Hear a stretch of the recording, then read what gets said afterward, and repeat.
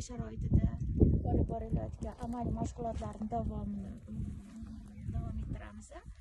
Ya'ni bu o'tgan darsda biz kesma qo'yilgan joyni qanday qilib geolokatsiyasini aniqlash va koordinatalarini aniqlash va uni qiyalik nishabligini o'lchashni GPS uskunasida va an'anaviy iklimetr uskunasidan foydalangan holda aniqlash haqida axborot berdik. Endi bugun kesma qo'yish foydalari va shular haqida qisqacha ma'lumot beramiz. Mana hozir bu yerga endi juda ham klassik kesmaga o'xshamadi, lekin o'xshatishga harakat qildik.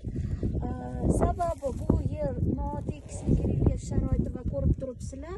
Mana shu devorimizni biz kesmani profili deyiladi. Ya'ni bu rus tilida лицевая сторона разреза deb, ya'ni yuzza ko'rinishi deyiladi. Kesma qo'yilganda shunday shart borki, quyosh shu kesmani profilini orqa tomondan yoritib turishi kerak. Va shu yana ikkinchi qoidalardan biri, kesma qazilayotganda olinayotgan tuproq hech qachon kesmani ustki qatlamiga tashlanmaydi. Yo ikkita yoniga qo'yilishi shart yoki yon qismiga qo'yilish qoidalari mavjuddir. Sababi nima sababdan olingan tuproq yuzasiga qo'yilmaydi degan savol tug'ilishi mumkin. Shu savolga nima deb javob bersak bo'ladi? Azamxon, davom ettirsangiz. Bu savolning javobi shunday iboratki, kesma profili qo'yilganda va tuproq namunlarni olganda keyinchalik ancha tuproq chiqib qoladi va bu tuproq uyumi hosil bo'ladi. Bu uyum bizni keyin kesma olishimizda va tuproq namunlarni olishimizda tasodifiy holatlarga ko'ra yana kesmani o'sha profil qismiga tushib bizga xalaqit berib qolishi mumkin va shunga ko'ra yuqorisiga qo'yilmasdan yon tomonlari yoki pastki tomoniga chiqarib olamiz. Bu yerda endi relyef sharoiti noqulay bo'lganligi uchun asosan pastroqqa chiqarib oldik bu prosesni. Endi ikkinchi savolim shunaqaki, nima sababdan quyosh kesmani profiliga qarab nima qilib turish kerak?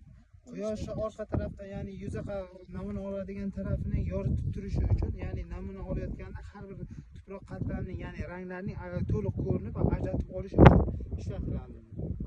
Endi shu olingan tuproq profili hozir bizda to'g'rimi? Tuproq devor, mana profil devori. Profil devorimiz hozir qiyalik darajasi va tog'li hudud bo'lganligi uchun, toshloq bo'lganligi uchun hozir tekislanmagan, toshli bo'lganligi uchun shuning sababdan hozir sal nima bo'lib turibdi. Endi klassik usulda olingan profilda qanday ko'rinishda bo'ladi? Tekis.